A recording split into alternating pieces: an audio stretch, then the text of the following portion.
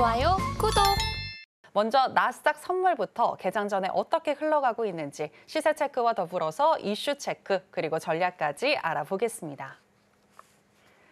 네, 나스닥 선물 차트 살펴보시겠습니다. 국채금리와 강달러가 미 증시를 압박하는 모습 이어지고 있는데요. 5거래일 연속 하락세 이어지고 있습니다. 우리 시간으로 오후 6시경 2600포인트 선까지 떨어지기도 했습니다만 그래도 현재는 회복을 해주면서 1.07% 정도 하락한 2789포인트 선 지나가고 있습니다.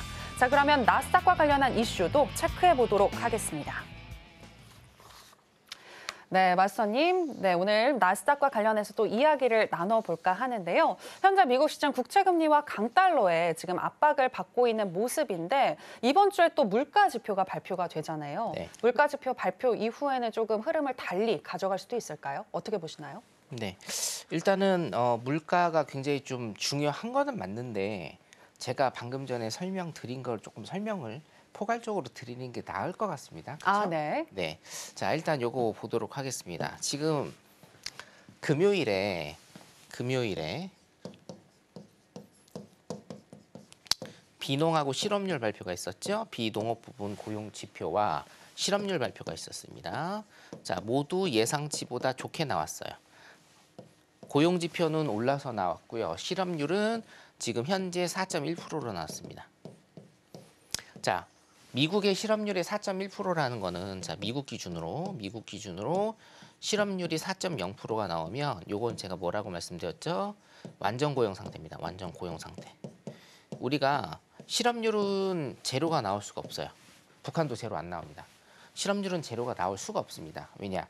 자, 만 19세를 일단은 좀 기준으로 보면 우리나라 만 19세를 일단 기준으로 보면 어떻게 되죠?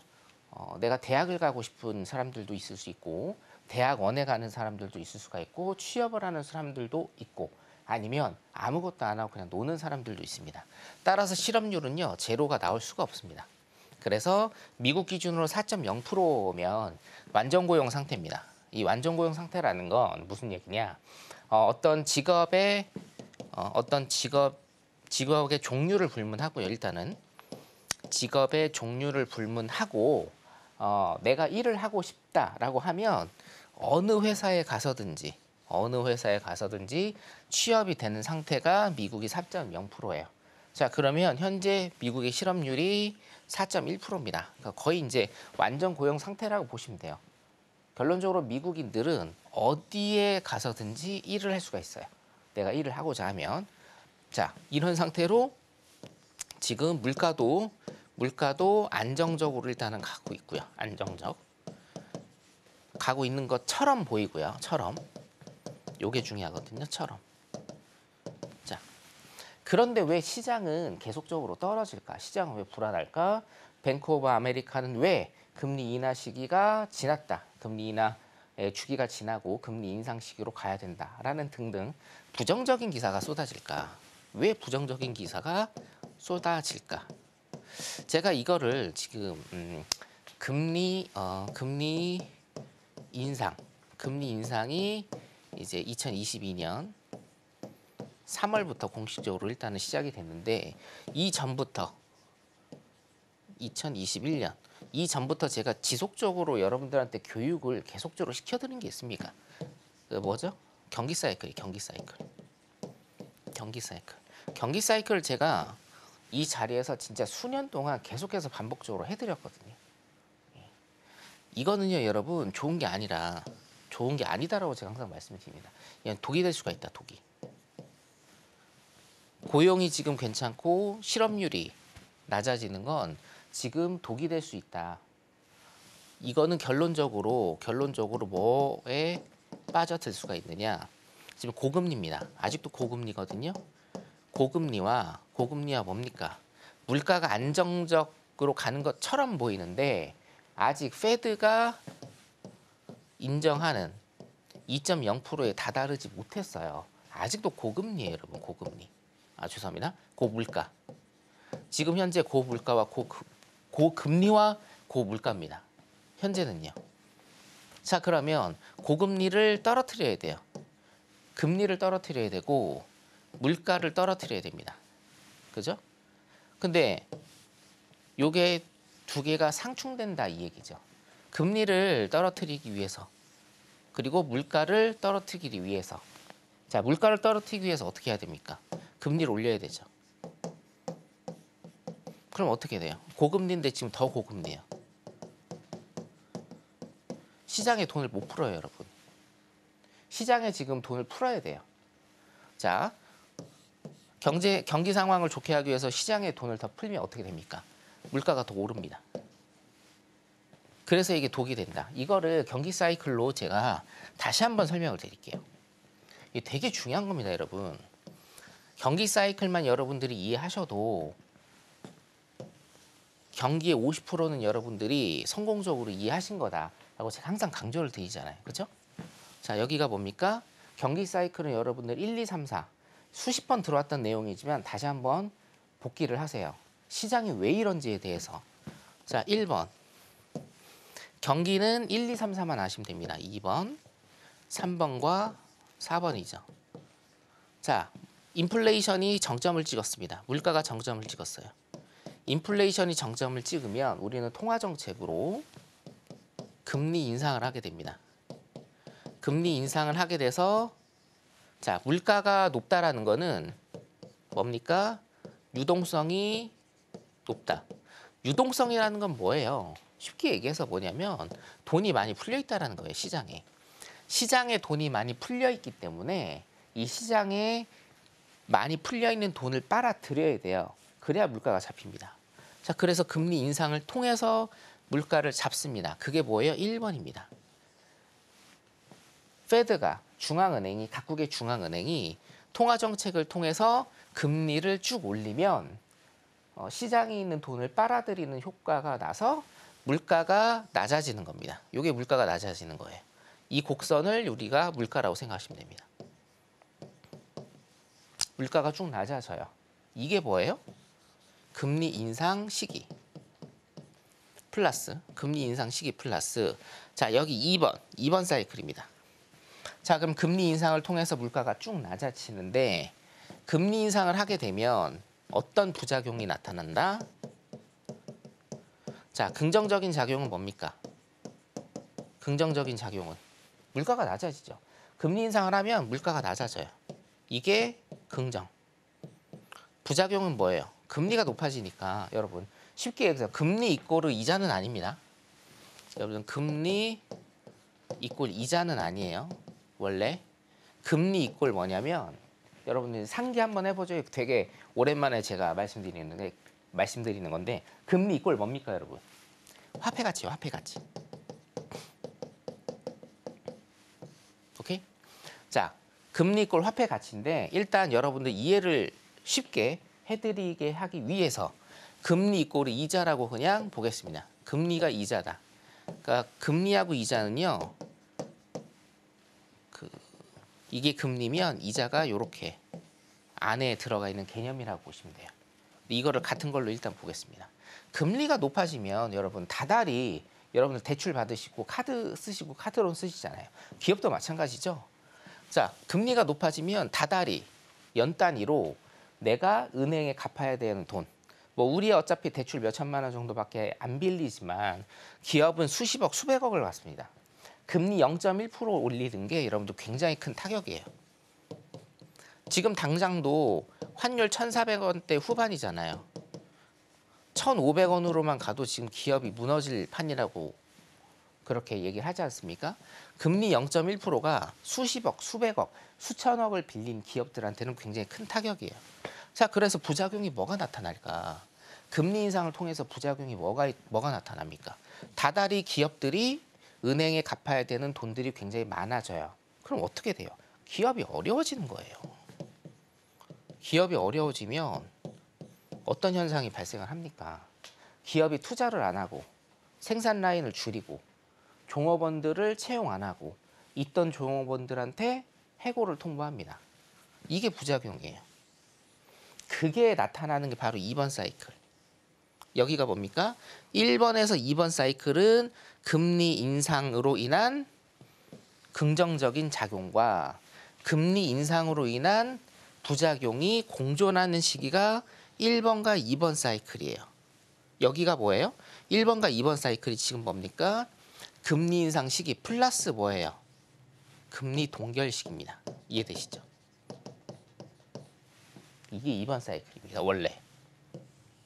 자, 그래서 기업도 어려워지고 미국인들의 생활도 어려워지면 부작용이 굉장히 많이 생기는 대신에 뭐가 잡혀요? 물가가 잡히는 거예요. 여기에서 여기 정점에서 물가가 잡힌다. 우리가 흔히 이 정점을 피봇이라고 부릅니다. 피봇. 피봇 얘기 많이 들어보셨잖아요. 피봇. 돌린다라는 뜻이죠. 자, 그래서 여기서 어떻게 돼요? 자, 페드 입장에서는 기업이 굉장히 어렵고 물가가 지금 잡혔어요. 물가는 항상 쭉 이렇게 우상향하는 게 좋아요. 어떻게 해요? 페드에서 수치를 이제 알려줬잖아요. 연 2%.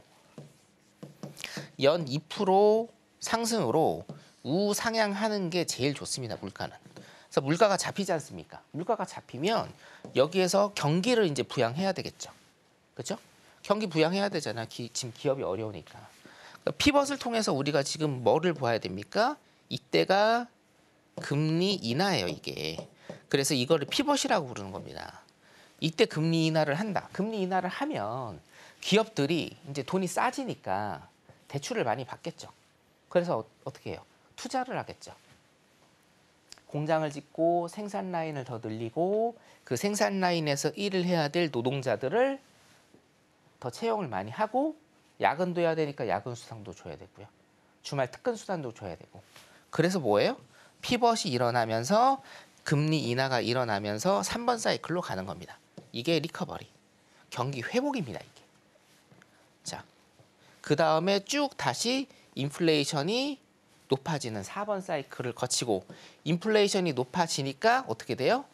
여기에서 또 금리 인상을 통해서 1번 사이클로 갔다가 2번 사이클, 3번, 4번 사이클로 가는 거예요. 이게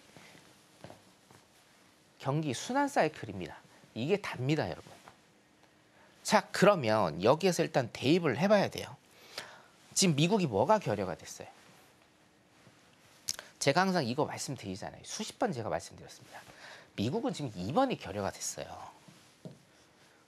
자, 2번에서 지금 경기가 내려와야 돼요.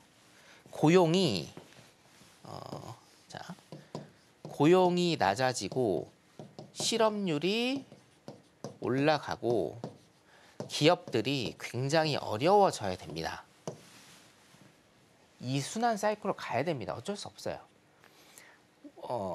저도 그렇습니다만 이게 웃긴 게 경기가 계속 좋으면 좋겠죠. 우리가 항상 돈을 많이 벌면 좋잖아요. 그렇죠? 예, 계속적으로.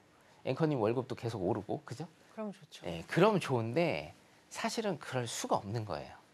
우리가 이거를 받아들여야 돼요. 이번 사이클을. 항상 그래 왔어요. 그렇게 이게 이번 사이클이 없으면은 무슨 현상이 일어나느냐? 물가가 계속 오르는 거예요, 여러분. 자, 이번 사이클이 없으면 여러분 좋을 것 같죠? 아니요. 물가가 계속 올라요, 물가가. 물가가 계속 오른다라는 건 뭡니까, 여러분? 응? 자, 2024년에 다시 그리겠습니다. 설명이 좀 많아지니까. 이 2번 사이클이 없게 되면 여러분 되게 심각합니다. 1번, 2번. 2번 사이클이 없으면 물가가 계속 오르거든요. 물가가 계속 오른다라는 건 뭐예요? 시장의 유동성이 이론적으로 제가 설명드릴게요. 유동성이 굉장히 높아진다. 그러니까 돈이 많이 풀린다라는 얘기예요. 자, 여러분들 수요와 공급 법칙에서 잘 생각해 보세요. 수요와 공급 법칙입니다. 수요가 커지면 가격이 오르고 공급이 커지면 어떻게 됩니까? 이 가치가 낮아집니다. 자, 공급이 커지면 가치가 낮아집니다. 우리가 이제 경제학 시간에 이런 거 많이 옛날엔 많이 했는데 다이아몬드와 그냥 돌멩이의 차이점 뭡니까? 공급량에 따른 겁니다. 다이아몬드는 공급량이 적기 때문에 가치가 그만큼 오르는 거고 돌멩이는 뭐예요? 공급량이 뭐 어디서든 볼 수 있잖아요. 공급량이 너무 높으니까 가치가 없는 거예요. 이거랑 똑같습니다. 자, 이게 만약에 이번 사이클이 없다라고 하면 물가는 계속 오르게 돼 있어요. 그럼 어떻게 돼요? 화폐 가치 제가 설명드렸죠? 공급량이 너무 많아지니까 화폐 가치가 뭐예요? 엄청나게 떨어져요. 화폐 가치가 떨어진다는 건 여러분들이 예를 들어서 월급을 300만 원 받아요. 자, 300만 원 현금으로 받습니다. 어차피 뭐 계좌이체를 통한 것도 현금이니까 이게 300만 원이 어떻게 돼요? 화폐 가치가 엄청 떨어지는 거예요. 그래서 뭡니까? 인플레이션이 물가가 예를 들어서 10%라고 칩시다. 그냥 단순히 계산을 쉽게 하기 위해서 물가가 10%예요. 그러면 실질적인 내 월급은 얼마예요? 270만 원입니다, 여러분. 이해되세요? 근데 물가가 10%에서 30%로 올랐어요. 자, 그러면 내 월급은 얼마예요? 나는 300만 원을 받기는 하는데 진짜로 내 월급은 얼마예요, 여러분? 210만 원입니다. 300에 30%를 제외한 90만 원을 제외 210만 원이에요. 결론적으로 경기 사이클이 왜 중요하냐면 경기 순환 사이클을 이해를 하셔야 중앙은행의 통화 정책과 정부의 재정 정책이 어떻게 움직여서 이 지금 작금의 상황, 이 지금의 시간이 지금의 시간, 지금의 지수가 굉장히 전 지수를 통해서 굉장히 중요한 게 나스닥 지수, S&P 지수, 다우 지수지 않습니까? 이 중요한 지수들이 어떻게 움직이는가를 여러분들이 예측 가능하시다는 겁니다. 자, 이번 사이클 결여가 되면 어떻게 된다고요? 물가가 계속 올라서 여러분들이요 굉장히 어렵게 된다고요. 가난하게 된다는 얘기예요. 가난해집니다. 그래서 역사적으로 항상 역사는 반복되는데 이번 사이클이 부작용이 있어도 이번 사이클을 꼭 거쳐야 되는 이유예요, 여러분. 자, 현재 미국. 자, 보세요. 현재 미국. 제가 이제 여러분들 내일 또 제가 공개 방송이지 않습니까? 매주 화요일 날 공개 방송을 하는데 기본적 분석 제가 이제 요즘에는 많이는 안 해드리는데 내일부터 또 해드릴 생각이니까 들어오시면 되겠습니다. 금요일 왜 시장이 하락했나요? 라는 질문을 제가 토요일 날 받았습니다. 굉장히 중요한 질문, 좋은 질문이었어요. 아니 고용이 늘고 있는데 그 다음에 뭡니까? 실업률이 낮아져요. 경기 좋아지는 거 아닙니까? 고용이 좋아지고 실업률이 낮아지는 게 시장은 왜 하락하나요? 왜 하락합니까? 이게 좋은 게 아니라니까요. 지금은 뭐가 돼야 돼요? 앵커님, 뭐가 돼야 돼요? 반대로 돼야 돼요. 네. 고용이 낮아지고 실업률이 높아져야 선순환 경기 사이클로 가는 건데 지금 여기에서 보세요. 자, 금리 인상을 했습니다. 그 다음에 수개월 동안 반년 이상 금리 동결을 했습니다. 그 다음에 금리 인하를 했어요. 자, 금리 인하는 언제 하는 겁니까? 언제? 제가 항상 말씀드리죠. 금리 인하 언제예요? 경기가 안 좋을 때 하는 거예요. 경기가 안 좋을 때. 금리를 너무 많이 높였기 때문에 금리 인하를 하는 게 아니에요, 여러분. 다시. 금리를 너무 많이 높였기 때문에 금리 인하를 하는 게 아니에요. 경기가 안 좋을 때. 왜 경기가 안 좋아요? 금리 인상으로 인한 부작용이 생겨서 고용이 낮아지고 실업률이 높아지면서 경기가 안 좋으니까 금리 인하를 하는 겁니다. 경기 사이클에서. 이해되세요, 여러분? 예? 여기서. 경기가 안 좋아지니까 하는 거예요. 경기가 안 좋아지니까. 근데 지금 고용이 좋고 실업률이 낮아집니다. 경기가 좋습니까? 안 좋습니까? 수치상으로 경기가 엄청 좋은 거예요, 여러분. 그러니까 뭐예요? 금리 인하를 할 수가 있어요, 없어요? 없어요. 여기서 금리 인하를 하면 어떻게 됩니까? 자, 지금 작년 중반 하순까지는 2025년에 금리 인하를 4번 정도 한다라고 했는데 작년 FOMC에서 파월이 뭐라고 했죠? 2번 정도 한다고 했죠. 지금은 어떻습니까? 1번 정도 한다고 하죠. 그리고 또 뭐예요? 이번 기사에서는 금리 인하가 아니라 금리 인상을 고려해야 된다. 이렇게 나오는 겁니다. 왜요? 이번 사이클을 겪지 않았기 때문에. 자, 지금 금리 인하를 하면 어떻게 되겠어요? 금리 인하를 지금 합니다. 금리 인하를 지금 적극적으로 합니다. 적극적으로. 그럼 어떻게 되겠습니까? 단순히 금리 인상을 지금 2년 반 동안 굉장히 높게 했기 때문에 금리 인하를 무조건 한다라고 하면, 그것도 적극적으로 한다라고 하면 어떤 현상이 벌어져요? 자, 금리 인하는 뭐예요? 그러니까 싸게 은행에서 돈을 빌릴 수 있는 겁니다. 그럼 시장에 돈이 많이 풀리겠죠.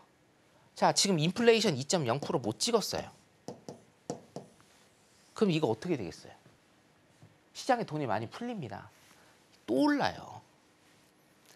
그러면 결론적으로 페드는 2년 반 동안, 2년 6개월 동안 금리를 0.25%에서 5.5%까지 22배를 2년 반 동안 가파르게 올렸는데 인플레이션이 아직 잡히지도 않았어요. 근데 인플레이션이 지금 또 오른다고, 금리 인하를 해서 인플레이션이, 물가가 또 오른다고 생각을 해보세요.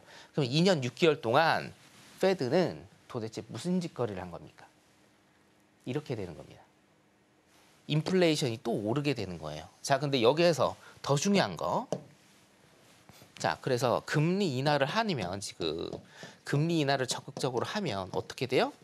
인플레이션이 또 오를 위험이 있는 겁니다. 인플레이션 잡기가 정말 힘들어요, 여러분. 그렇죠? 제가 이거 기억나실는지 모르겠는데 처음에 금리 인상 시기 갔을 때 저 이거 3년 이상 걸린다고 제가 얘기했거든요. 제가 찾아서 한번 보여드릴게요. 3년 이상 걸린다고 했어요, 제가. 인플레이션이요 0.1% 잡기가 굉장히 힘들어요, 여러분. 응? 자, 인플레이션이 다시 높아질 위험이 있습니다. 그래서 작게 보면, 자, 미시적으로 보면 금요일 시장이 왜 내렸느냐, 그리고 오늘 지금 이 순간에 시장이 왜 이렇게 부정적인 요소만 깔려 있느냐, 간단합니다. 미시적으로만 보면 어때요? 인플레이션이 다시 높아질 위험이 있기 때문에 금리 인하를 못하는 거예요. 이 수치가 금요일 날 노동지표에서 발표가 난 겁니다.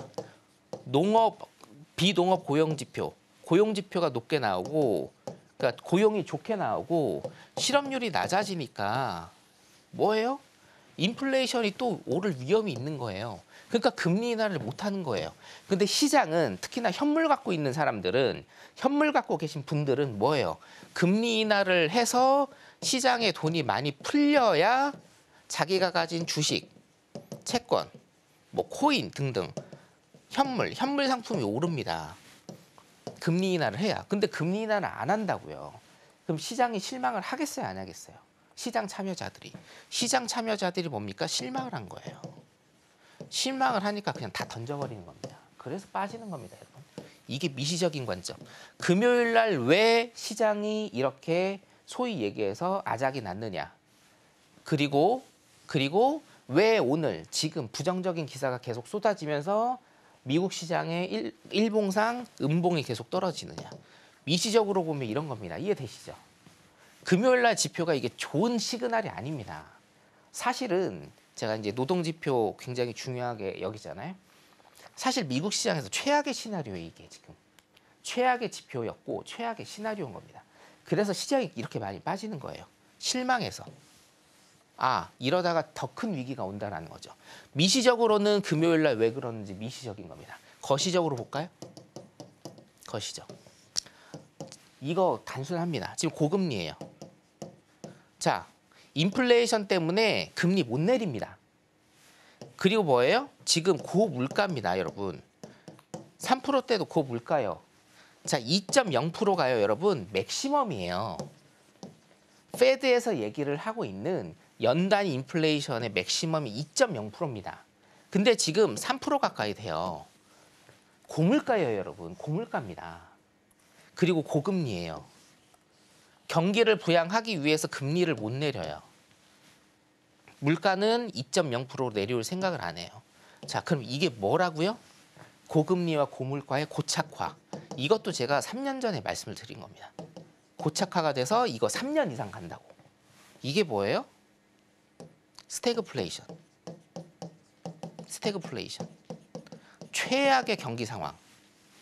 고금리와 고물가로 인해서 돈을 풀어서 경기 부양도 못하는 상황.